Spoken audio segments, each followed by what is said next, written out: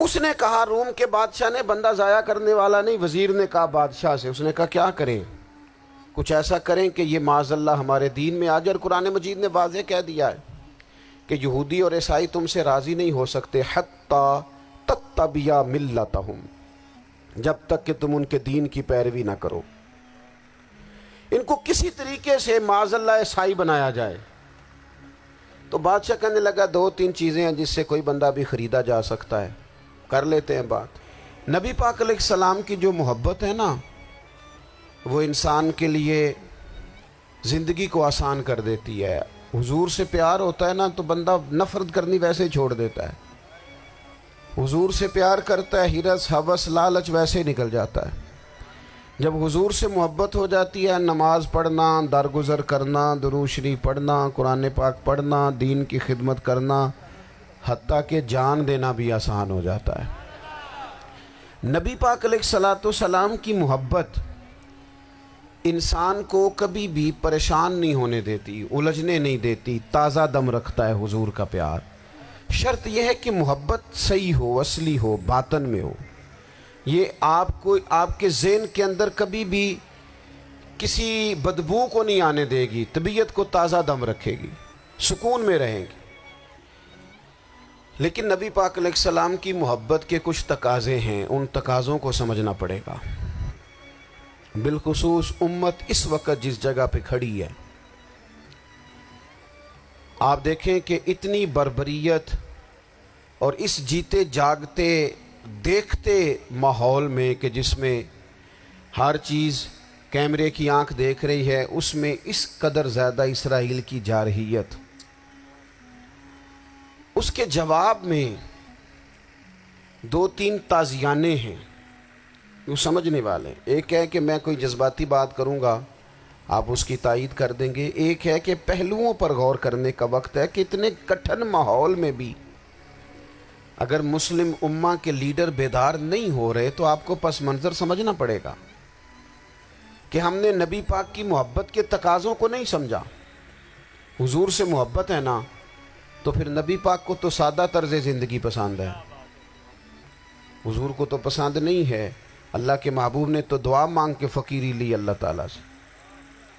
آپ کو پتہ ہے جب بندہ بہت زیادہ آسانیوں میں چلا جاتا ہے، بہت زیادہ اس کے پاس سہولیات ہو جاتی ہے، اس کا مرنے کو دل نہیں کرتا۔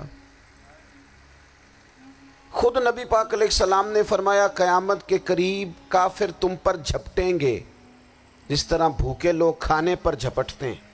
حضور کیوں، ہم تھوڑے ہوں گے؟ فرمایا نہیں، تمہیں دنیا سے محبت ہو جائے گی اور موت تمہیں بری لگے گی۔ اتنے بڑے بڑے بنگلے، عالی شان محلات، کس کا چھوڑ کے مرنے کو جی چاہتا ہے معاذ اللہ۔ نبی پاک کی محبت کا تقاضا سمجھو، ایسا نہیں کہ وہاں دولت آئی نہیں۔ حضور تو فرماتے ہیں کہ اللہ نے خزانوں کی کنجیاں میرے ہاتھ میں رکھ دی ہیں، لیکن میں نے عرض کیا مالک ایک وقت روٹی دینا اور ایک وقت کا فاقہ دینا۔ کنجیاں خزانوں کی اللہ نے دی۔ جب تک آپ اپنا طرز زندگی، یہ جو بہت دنیا کا پیار ہے نا، بہت زیادہ مرنے کی ہرس، یہ بہت زیادہ جینے کی ہرس تو اللہ تعالیٰ نے قرآن پاک میں یہودیوں کا طریقہ بیان کیا کہ وہ کبھی مرنے کی تمنا نہیں کریں گے کیونکہ جینے کی ہرس رکھتے ہیں۔ نبی پاک علیہ السلام کے غلاموں، طرز زندگی جب تک سادہ نہیں ہوتا اور جب تک یہ دنیا کے جھمیلوں سے کسی کو دولت دے کر پیچھے کر دیا جاتا ہے، کسی کو عہدہ دے کر چپ کرا دیا جاتا ہے، کسی کو اقتدار دے کر چپ کرا دیا جاتا ہے، رسول اللہ صلی اللہ علیہ وسلم کے سچے غلام ان ایک بات کی سمجھ آ گئی تھی کہ ہمیں ہمارے رب نے کہا ہے قُلْ إِن كُنْتُمْ تُحِبُّونَ اللَّهَ فَاتَّبِعُونِي يُحْبِبْكُمُ اللَّهُ۔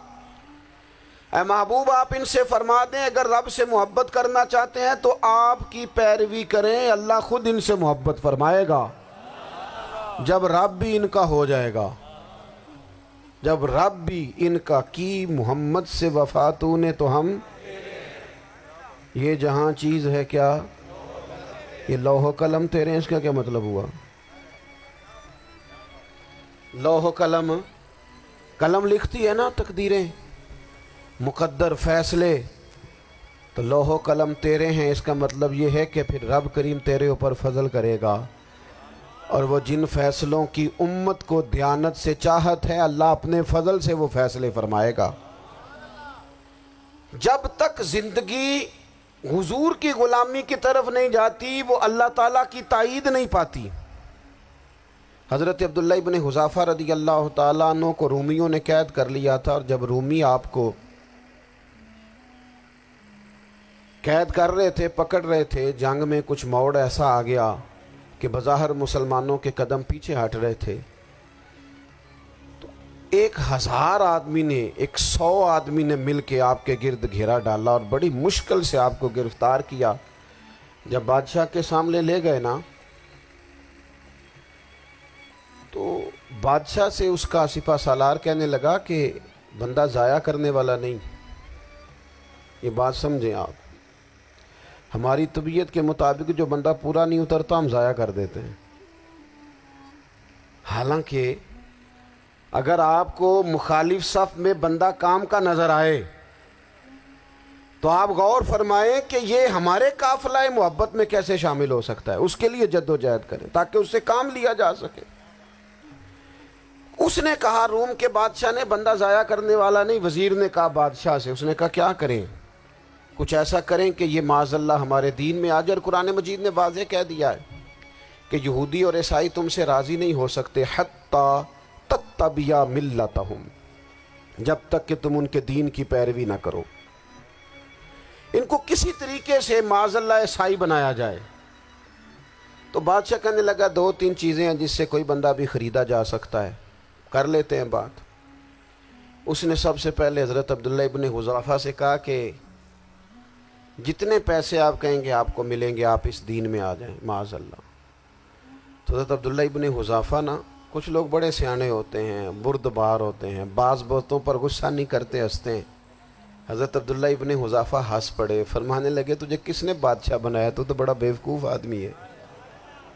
اس نے کہا کیا مطلب؟ فرمانے لگے نادان، میں تو تلوار لے کے میدان میں آیا ہوں، مجھے دولت کمانی ہوتی میں تجارت کرتا، میں تجارت نہیں کر رہا، میں تو شہادت کے لیے نکلا ہوا ہوں، اور تو مجھے کہہ رہا ہے پیسے لے لے، کو عقل کی بات کر۔ اس نے دوسری بات کی، اس نے کہا کہ میں بادشاہ ہوں، میرے نیچے جتنے بھی عہدے ہیں، وزیر، مشیر، وزیر خزانہ، جو آپ عہدہ کہیں گے آپ کو دے دیا جائے گا، آپ اس طرف آ جائیں۔ تو حضرت عبداللہ ابن حذافہ کہنے لگے پھر کہتا ہوں تو بڑا نادان ہے۔ فرمانے لگے میں حضور کا صحابی ہوں، اور صحابی ہونے سے بڑا عہدہ دنیا میں ہے ہی کوئی نہیں۔ صحابہ وہ صحابہ جن کی ہر صبح عید ہوتی تھی، خدا کا قرب حاصل تھا، نبی کی دید ہوتی تھی۔ کہا تو مجھے لالچ دے رہا ہے۔ اب انہوں نے ایک نئی چال چلی۔ وزیر کہنے لگا کہ میں ایک اور طرح سے معاذ اللہ کوشش کرتا ہوں پگھلا دینے کی۔ آپ اندر کمرے میں قید تھے تو وہاں ایک خاتون کو بنا سنوار کر بھیج دیا گیا۔ دوستو یاد رکھنا، تگڑا اور مضبوط جوان پتہ کون ہوتا ہے؟ جس کی نظریں پوری طرح اس کے کنٹرول میں ہوں، یہ علامت جوانی ہے۔ جس آدمی کا پوری طرح، 2 لوگ دنیا میں کبھی کوئی کارنامہ سر انجام نہیں دے سکتے، ایک جو حرام کھاتا ہو، ایک جس کی نظر ناپاک ہو۔ محمد بن قاسم جب یہاں آئے تھے نا تو ایک دن بڑے پریشان تھے، تو ایک بزرگ کہنے لگے آپ کیوں پریشان ہیں؟ کہنے لگے راجہ دہر سے مقابلہ ہے، اور ہماری فوج تو سندھ کے رستے بھی نہیں جانتی، زبان بھی نہیں جانتی، لڑیں گے کیسے؟ 2-4 دن کے بعد ان بزرگوں کی دوبارہ محمد بن قاسم سے ملاقات ہوئی تو بڑے خوش تھے۔ کہا اب آپ کیوں خوش ہیں؟ کہنے لگے وہ میرا مقابلہ نہیں کر سکتا، میں نے تحقیق کر لی ہے۔ کہا کیوں؟ کہنے لگے نظر کا گندہ ہے، اور جو نظر کے گندے ہوتے ہیں وہ میدانوں میں ٹھہرا نہیں کرتے۔ میدان کے لیے نکلنے کے لیے پاک جوانی کی ضرورت ہوتی، تطہیر مزاج ہونا ضروری ہوتا ہے، پاکیزہ افکار اور سچی اور سچی ستھری سوچوں کا ہونا ضروری ہوتا ہے۔ اس لیے فرمایا کہ میرا مقابلہ نہیں کر سکتا۔ حضرت عبداللہ ابن حذافہ کمرے میں تھے، تو وزیر کی بیٹی اندر سجی سنوری پہنچ گئی. جیسے ہی آپ نے اس کفر کی چال کو دیکھا تو تیمم کر کے نفل شروع کیے. وہ ساری رات بیٹھی رہی. رب کا بندہ ساری رات عبادت کرتا رہا. عبادت بڑا سہارا ہے, مصلی بڑا سہارا ہے اللہ کے بندوں. صبح دروازہ کھولا, وزیر نے اپنی بچی سے پوچھنا چاہتا تھا رزلٹ کیا نکلا, تو وہ کہنے لگی پیچھے ہٹ جا, اب تیرا میرا تعلق کوئی نہیں, میں نے نبی پاک کا کلمہ پڑھ لیا. اس نے کہا میں نے بھی زمانہ دیکھا ہے, پر یہ کیا لوگ ہیں, کستوری کے بنے ہوئے, سندل سے دھلے ہوئے, کہ میں ساری رات کمرے میں رہی اور 100 اور 1000 آدمی جس جوان کا مقابلہ نہ کر سکے, اتنا طاقتور جوان کمرے میں رہا اور اسے نظر اٹھا کے نہ دیکھا. او کچا رنگ للاری والا جڑا چڑھدا تے لیندا رہندا ہے, اے عشق تیرے دا رنگ محمد چڑھیا پھر نہیں لیندا. سبحان اللہ. میں کہا ایک دفعہ نظر اٹھا کے نہیں دیکھا, کمال ہو گئی. اتنے بڑے لوگ, اتنی بڑی سعادت مندی, فیروز بختی, معاملہ فہمی حد ہو گئی. اللہ اکبر. دوستو, بادشاہ جب پوری طرح ہار گیا نا, اس نے کہا مار دو. تیل گرم کیا ایک کڑاہی میں, اور جب آپ کو اس میں ڈالنے لگے تو آپ کی آنکھوں میں آنسو آ گئے. بادشاہ کا خیال ہوا شاید نرم ہو گئے ہیں. کہنے لگا روئے کیوں؟ فرمانے لگے سوچتا ہوں جان ہی ایک ہے, کتنا مزہ ہے اس کی راہ میں جان دینے کا, کتنی لذت ہے اس کے نام پر مرنے میں, کتنا لطف ہے. جے تو چڑھیا اتے دار بھی نہیں, تے جے تو وکیا عشق بازار بھی نہیں, تے ایڈا سستا سودا پیار بھی نہیں, تے ایڈا سستا لبدا یار بھی نہیں. کئی جنگل گانے پیندے نی, کئی دوزخ لنگنے پیندے نی, جے وہ اس ملوں بھی مل جاوے, ایدوں سستا ہور بپار بھی نہیں. تے کچھ سمجھ نہ آوے لوکانوں وہ کادے نال شہید کرے, ڈٹھی یار دے ہاتھ تلوار بھی نہیں, پر او دا خالی جاندہ وار بھی نہیں. کہنے لگے ایک جان ہے نا, تو دل کرتا ہے ہزاروں ہوتی تو ایک ایک کر کے محبوب کے نام پہ قربان کرتا, جب میرے پاس ہے ہی ایک, کروں کیا؟ حضرت عبداللہ ابن حذافہ رضی اللہ تعالیٰ عنہ جب روئے اور بادشاہ نے یہ بات سنی, تو بادشاہ اٹھ کے کھڑا ہو گیا. سارے وزیروں مشیروں کو کہنے لگا تم نے کہا تھا نا بندہ ضائع کرنے والا نہیں, یہ بھی ضائع کرنے والا نہیں. کہنے لگا میرا ماتھا چومو, تم جیسے لوگوں کو قتل نہیں کرنا چاہیے, آزاد کرنا چاہیے. عزیز, اپنی زندگی سے نا یہ بہت زیادہ ہرس, ہوس, طمع, اور یہ کسی بات کی بھی ہو, ہرس صرف پیسوں کی نہیں ہوتی ہے, شہرت کی بھی ہوتی ہے. یہ بیماری انسان کو اقتدار کی بھی ہوتی ہے, تعریف کی بھی بیماری ہوتی ہے. یہ سارے نقص ہوتے ہیں لوگوں کو, اور معاذ اللہ بعض جبوں کبوں کے اندر بھی ہوتے ہیں, وہاں بھی پنپتے. اپنی زندگی جب تک اس سادگی میں نہیں لاؤ گے جو رسول پاک نے عطا فرمائی ہے, جب لوگ آسانیوں میں پوری طرح الجھ گئے تو پھر وہ دور ہوئے اور کفر چڑھ گیا. دوسری بات, اللہ کے محبوب صلی اللہ تعالی علیہ وسلم کی محبت ہم سے تقاضا کرتی ہے کہ ہم اس مشن کے لیے کام کریں جس مشن کے لیے رسول پاک نے کام فرمایا ہے. ہم سارے کام بڑی مضبوطی سے, سوچ سمجھ کے, تدبر سے, حکمت سے, تقاضوں کو مد نظر رکھتے ہوئے کرتے ہیں سارے کام. دین کے کام میں ہمارا مزاج نہیں ہوتا, او ہو جائے گا جی, آپ بسم اللہ پڑھیں جی, شروع کریں جی. آپ تقاضوں کو سمجھیں, چیزوں کو دبائیں نہیں, چیزوں پر غور کریں. کسی کے ذہن کی سطح پر سوال ابھرتا ہے, اس کا تسلی بخش جواب دیں. اپنی زندگی میں دین کے کام کے لیے اپنے آپ کو وقف کریں, اور دین کے کام کے بہت سارے پہلو ہیں. ہزاروں لوگوں کو قرآن پاک ٹھیک پڑھنا نہیں آتا, ہزارہا لوگ ہیں جو قرآن مجید کے مطالب سے آگاہ نہیں ہیں, دین کی بنیادی ضروریات سے لوگ نابلد ہیں. میں آپ کو کس طرح یہ بات سمجھاؤں کہ ہزاروں کی تعداد میں طلاقیں اس لیے ہوتی ہیں کہ مردوں کو طلاق کے مسئلے نہیں آتے. انہیں پتہ نہیں ہے کہ مجھے حقوق زوجین کے معاملے میں کیسے چلنا ہے. ڈھیر سارے گھروں میں تباہی اس لیے ہے کہ تربیت اولاد کا دینی منہج ہمیں نہیں پتا. اپنا حصہ ملائیں دین کے کام میں. ایک آدمی کو اگر تو نمازی کرنے میں کامیاب ہو گیا تیری زندگی بدل گئی. وہ دین بیزار لوگ جو ہمارے بیچ بیٹھ کے ہماری نوجوان نسل کو پگڑی اور داڑھی کا نام لے کے بنیادی طور پر دین سے دور کرتے ہیں، ایسے نوجوانوں کو دین کا پیغام محبت دے کر دین کے قریب کرنا ہماری ڈیوٹیوں کا حصہ ہے. ہمیں ذمہ داری کا احساس کرنا پڑے گا، ہمیں یہ خاص قدم اٹھانا پڑے گا، توجہ دینی پڑے گی. مساجد، مدارس، میں آپ سے عرض کروں اتنی ڈٹ کے مخالفت ہوتی ہے نا مدرسوں کی، اتنی ڈٹ کے. میں ادارہ چلاتا ہوں، اس کے چلانے میں جو مشکلات ہیں وہ تو ہم بتا نہیں سکتے آپ کو، اس لیے کہ میری قوم، میرا اس قوم سے تعلق ہے جو نعت خواں امیر کرنا چاہتی ہے، مدرسے نہیں. ہاں نقیب خطیب پیدا کرنا چاہتی ہے، شعر و شاعری کی زندگی کو پروان چڑھانا چاہتی ہے. فقط ہمارا ان لوگوں سے تعلق ہے جو لاکھوں کروڑوں روپیہ محافل پہ لگائیں گے، اور قاری صاحب بیچارے اگر مسجد کا کوئی ہونے والا کام کسی وقت بتا دیں گے تو وہ بڑی مشکل آ جائے گی ان کے لیے. یہ کیسے ہو سکتا ہے، آپ نے یہ ڈیوٹی بتا دی. مدارس اور جتنا اہم رول دین کو پھیلانے میں مدارس اسلامیہ کا ہے، اتنی زبردست. لوگوں کا خیال ہوتا ہے میری طرح کے لوگ شاید کام کرتے ہیں، ڈیوٹی کرتے ہیں.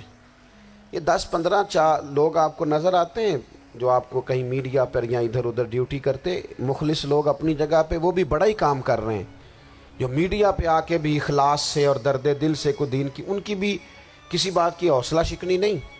لیکن ہزارہا اساتذہ جو مدارس میں بیٹھ کے پڑھاتے ہیں، جنہوں نے وہ سارے لوگ تیار، آپ سمجھ نہیں سکتے کتنا بڑا کام.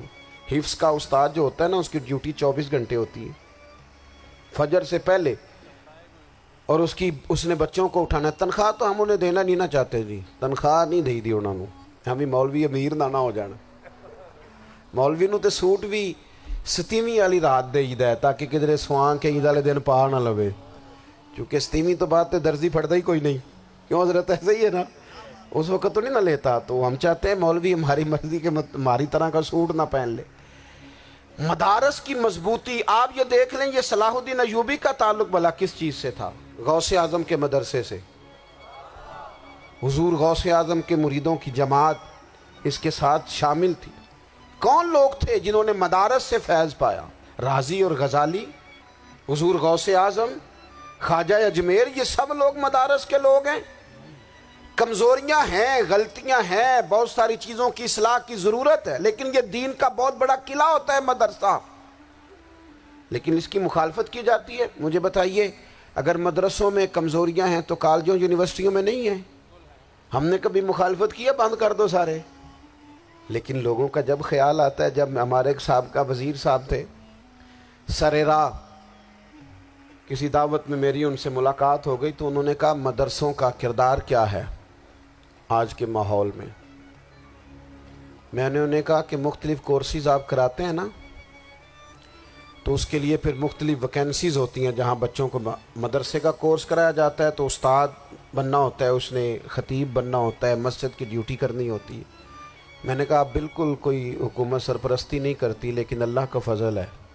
کبھی آپ نے حکومت سے سنی ہے جس میں جمعے والے دن مولوی نہ ملا ہو جمعہ پڑھانے کے لیے؟ کبھی آپ کو رمضان میں ایسی مسجد ملی ہے جس میں قرآن مجید سنانے کے لیے حافظ نہ ملا ہو؟ یہ ہو سکتا ہے کسی حافظ کو مسجد نہ ملے. تو مدارس کے ذمے جو کام تھا مدارس نے جم کے کیا ہے اور ڈٹ کے کیا اللہ کے فضل سے. اور مدارس کے لوگوں کو بھی کمزور نہیں پڑنا چاہیے، کبھی کسی وزیر، مشیر، مالدار کے روب میں نہیں آنا چاہیے، قطعاً نہیں. کیوں؟ کہ یہ وہ عظیم لوگ ہیں رسول اللہ صلی اللہ علیہ وسلم کے دین کے غلام، کہ ابھی ایک لفظ نہیں پڑا ہوتا الف با تا سا، پہلے دن گھر سے نکلتے ہیں تو حضور فرماتے ہیں اللہ کے فرشتے ان کے پیروں کے نیچے پر بچھا بھی دیتے ہیں. پہلے دن اتنا بڑا اعزاز ملتا ہے. تو حضور کی محبت کا تقاضا ہے دین کا کوئی کام کیا جائے. ایک خاتون مسجد نبوی شریف میں جھاڑو دیتی تھی پر کوئی کام تو کرتی تھی نا. اور کس مسجد میں؟ جہاں 70,000 فرشتے صبح آتے ہیں، 70 شام آتے ہیں. اس مسجد میں وہ خاتون جھاڑو دیتی تھی، بخاری ہے۔ جب ان کا انتقال ہو گیا، صحابہ نے سوچا کہ حضور کو تکلیف ہوگی، بغیر بتائے جنازہ پڑھ دیا۔ حضور صبح تشریف لائے، تازی قبر دیکھی، اور محبوب وہ ہیں جو فرش پہ کھڑے ہو کے عرش کی خبریں دیتے ہیں۔ نبی پاک علیہ الصلوۃ والسلام نے فرمایا کہ مجھے اطلاع کیوں نہیں دی اس کے انتقال کی؟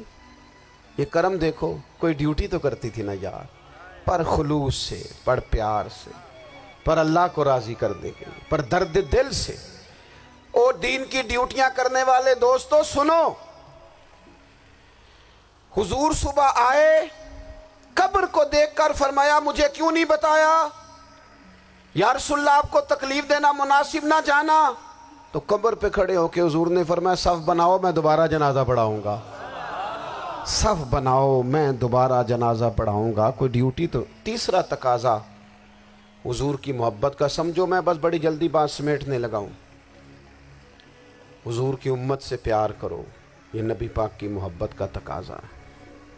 حضور اس بندے سے بڑے راضی ہوتے ہیں جو حضور کی امت سے پیار کرتا ہے۔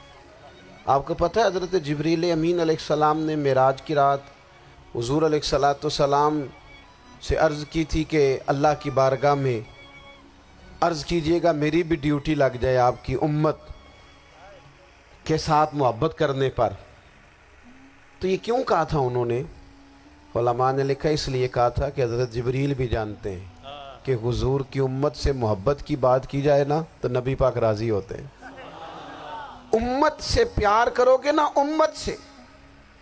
ایک صرف بات کا خیال رکھنا، عقیدہ برا ہو تو بات دوسری ہے، ورنہ میرے محبوب کی امت کا ایک ایک شخص جو مدینے والے کا کلمہ پڑھتا ہے، جو حضور کا غلام ہے، اس کے بارے میں اپنے دل میں گنجائش رکھنا، پیار رکھنا، وارفتگی رکھنا۔ اور دوستو یہاں لوگ کس کس طرح گروہوں کو، جماعتوں کو سپورٹ کرتے ہیں۔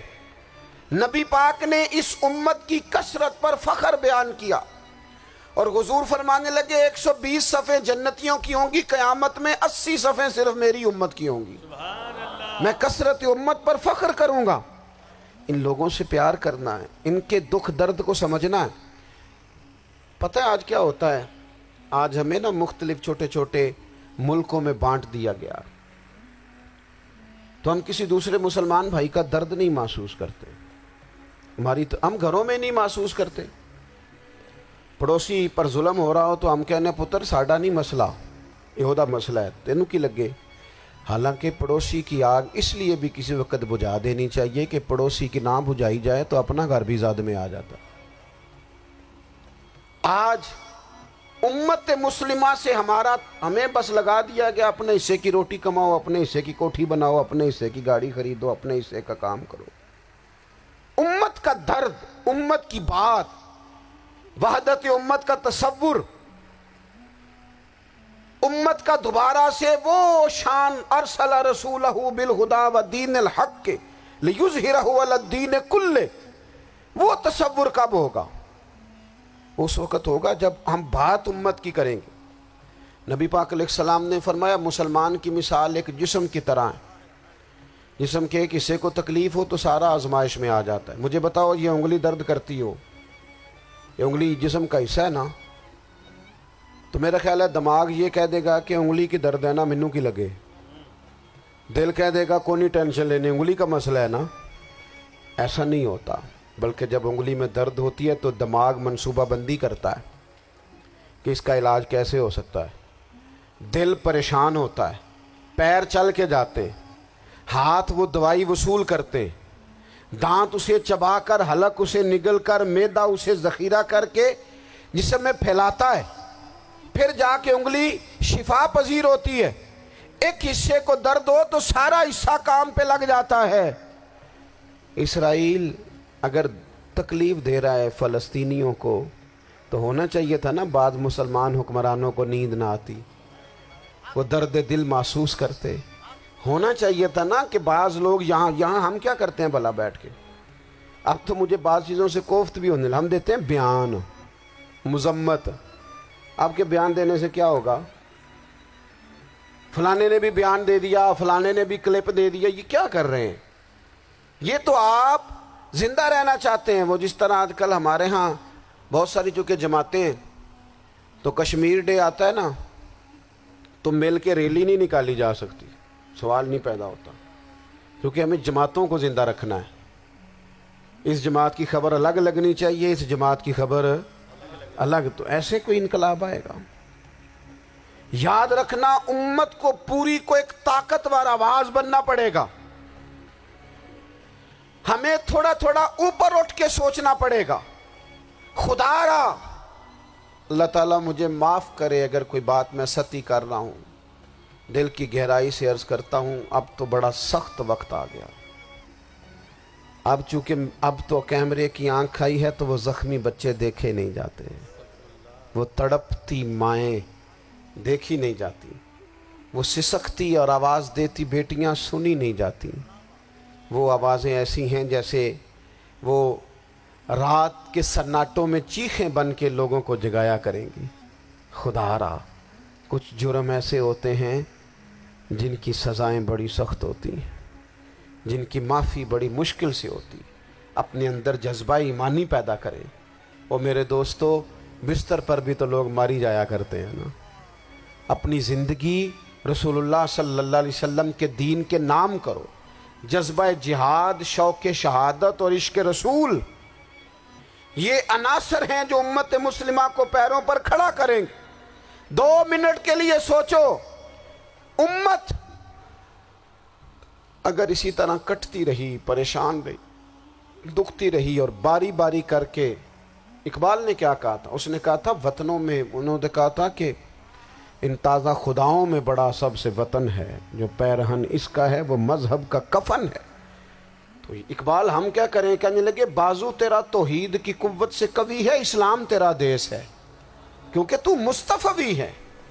تو بحیثیت مسلمان سوچنا شروع کر, بحیثیت مسلمان, اور یوں تو سید بھی ہو, مرزا بھی ہو, افغان بھی ہو, تم سبھی کچھ ہو, بتاؤ کہ مسلمان بھی ہو.